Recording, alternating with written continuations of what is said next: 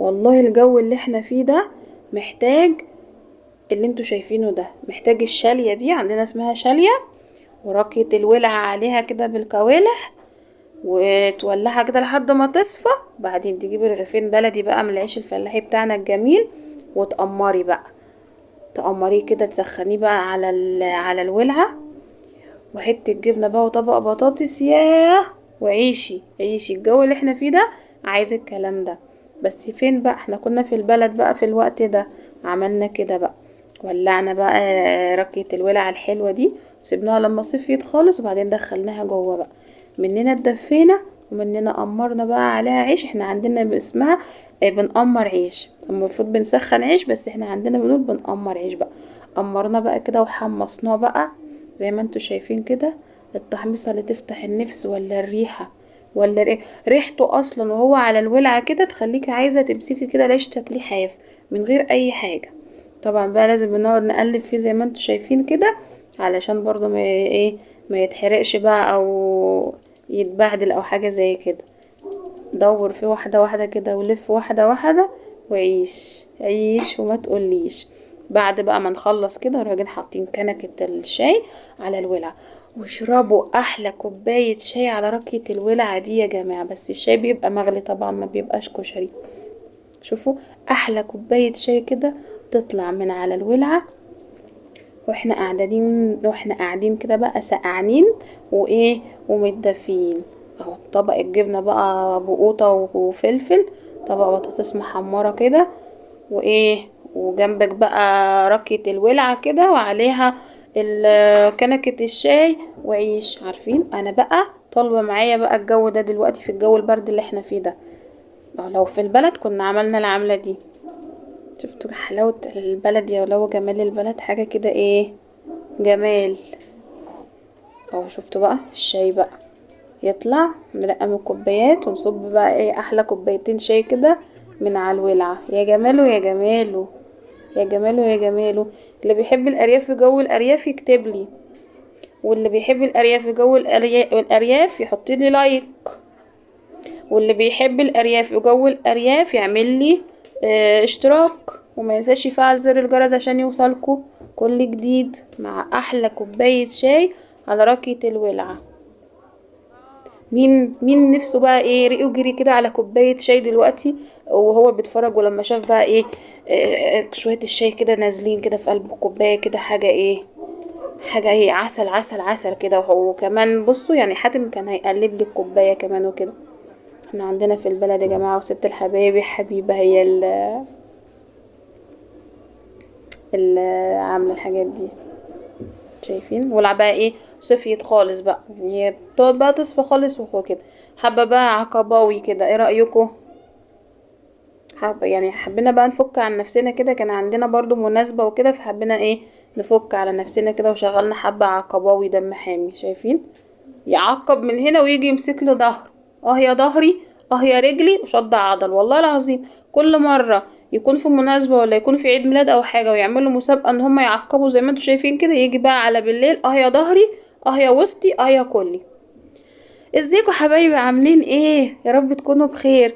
في الاول كده ما ننساش نصلي على النبي عليه افضل الصلاة والسلام، وما ننساش اللايك والاشتراك في القناة وتعليق جميل منكم.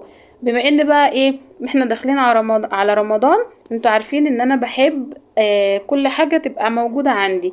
فالحمد لله يعني تفريزات رمضان وحاجات رمضان دي ما بهتمش بيها قوي زي الفيديوهات اللي بتنزل بصراحة، لان يعني محدش ضامن نفسه، والحمد لله الحاجة موجودة وكده كده. الحاجة بتبقى في الفريزر، يعني بخزن الحاجة في وقتها في الفريزر، فالحمد لله لما بيجي رمضان ما ببقاش محتاجة ان انا اعمل ميزانية مخصوص لرمضان، او انزل بقى اشتري وكده. لا، ببقى على قد الحاجة اللي هجيبها، حاجة الشهر بتاعت كل شهر، خلاف بقى شوية الحاجات الحبشتكنات بتاعت رمضان، التمر، البلح، شوية مكسرات، الحاجات دي. فانا جبت بقى كان عندنا دور برد، فقلنا بقى البرد ده مش عايز غير عصير برتقان وليمون، بس جبت البرتقان اكتر. فما ان بقى كنت جايبه برتقان وكده، قلت ما اجيب شويه واخزنهم في الفريزر برضو لو حبيت ان انا اعمل عصير برتقان وكده. تمام. الطريقه بصوا، انا بقى قشرت معاكم اللهم صل على النبي، البرتقان ده بطريقتين. الطريقة الأولى اللي انتوا شفتوها معايا، اللي أنا بقطع البرتقانة 4 وبعدين بعملها.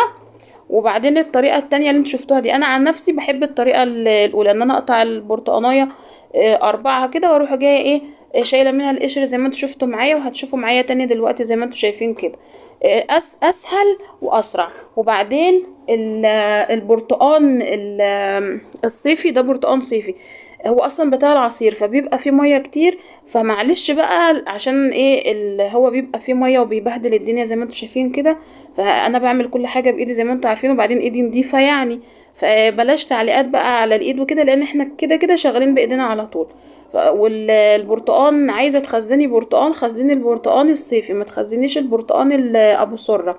البرتقان الصيفي بيبقى ميته كتير، هو اصلا برتقان معمول للعصير، فبيبقى ايه ميته كتير، فانت تستنفعي بيه احسن من البرتقان ابو سره. ابو سره ده حلو قوي للاكل. بصوا انا عملتهم زي ما انتم شايفين معايا كده، وقطعتهم وحطيتهم في اكياس وحطيتهم في الفريزر بقى.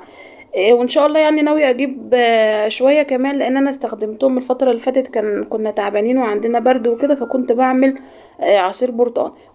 بما ان بقى عملت برتقان، قلت مفيش غنى عن صينيه الكيكه اللي بالبرتقان. حطيت شويه برتقان في درق الخلاط زي ما انتم شايفين معايا كده، وحطيت عليهم سكر، وحطيت اللهم صل على النبي ميه.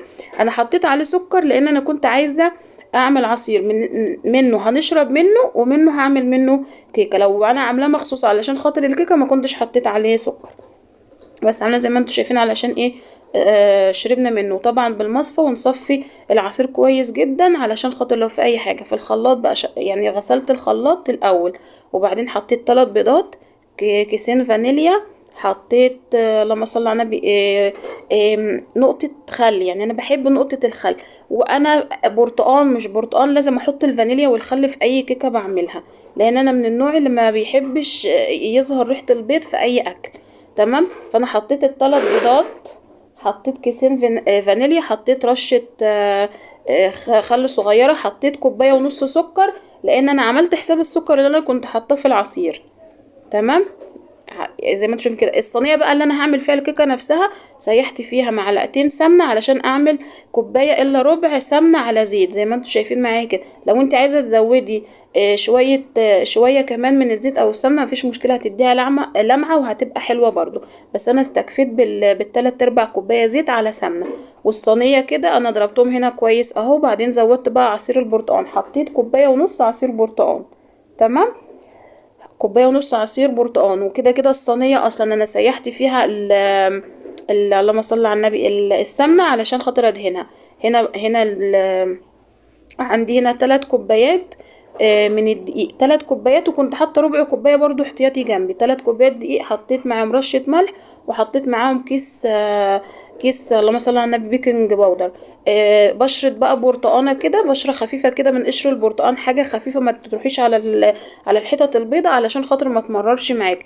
بشره البرتقان دي بتدي ريحه حلوه قوي وبتدي طعم حلو، بس ما تكتريش عشان ما تمررش. حطيت بقى طبعا الخليط واحده واحده، اللي هو ايه انا نخلاه بس بنخله تاني بعد ما حطيت البيكنج باودر وحطيت انا نخلاه قبل ما احط البيكنج باودر ورشه الملح، ونخلت بقى وانا باخد ايه شويه شويه بيكنج دقيق شويه شويه، بحيث ان لو في حبيبات من الملح او تكتلات من البيكنج باودر انت بتعمليها بالمعلقه عشان كله يبقى مندمج معاكي وحلو. شايفين الخليط عامل ازاي؟ لا تقيل ولا خفيف بصراحه، ايه كان جميل كده زي ما انتم شايفين معايا، وكانت ريحته حلوه جدا البرتقال وكده.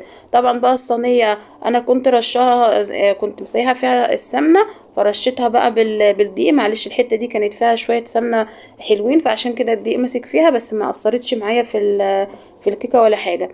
حطيتها بقى في الصينيه. ده كله طبعا انا مولعه الفرن من اول ما بدات اشتغل في ان انا اعمل صينيه الكيكه. ولعت الفرن علشان يسخن عشان احطها في الفرن. درجه حراره كده اول ما تحطيها على طول بصوا هي انا كانت بردت شويه، انا مسكتها بايدي يعني. تحطيها كده اول 10 دقايق على درجه عاليه، وبعدين تروحي جايه مهديه النار، بتبقى حلوه قوي. شايفين بسم الله ما شاء الله طلعت جميله ازاي، هي فتحت شويه بس مش مشكله، كانت طالعه هشه وجميله، وكان طعمها جميل جدا، وكانت كمان مظبوطه. شايفين القوام بتاعها عامل ازاي؟ اهو جميله وكانت حلوه قوي. جيت بقى بصراحه عملت صينيه بعدها، يعني انا عملت دي عجبتني وطلعت جميله. طمعت بقى عملت صينيه بعدها طلعت مكتومه شويه، مش مشكله واتاكلت برضو. لو الفيديو عجبكم ما تنسونيش في لايك، ومع السلامه.